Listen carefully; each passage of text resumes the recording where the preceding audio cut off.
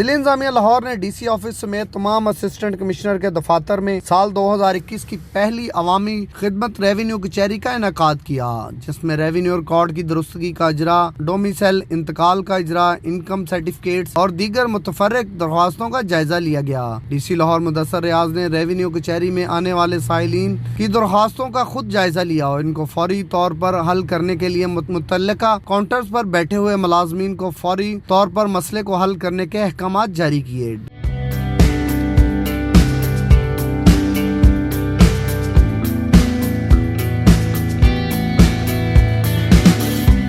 D C office کی کھلی کچہری میں additional deputy commissioner revenue Abdul Rauf مہر، اسسٹنٹ کمشنر اور دیگر نے بھی شرکت کی۔ اس موقع پر میڈیا نمائندگان سے بات چیت کرتے ہوئے ڈی سی لاہور مدثر ریاض ملک نے کہا کہ عوامی ریونیو خدمت کچہریوں کی بدولت لوگ کے ریکارڈ کی درستگی، فرد کے اجرا اور ڈومیسائل انکم سرٹیفکیٹس اور دیگر مسائل فوری طور پر حل ہو رہے ہیں۔ ان کی بدولت عوام الناس کو بڑا ریلیف مل رہا ہے۔ شاہد رضا، آواز نیوز، لاہور۔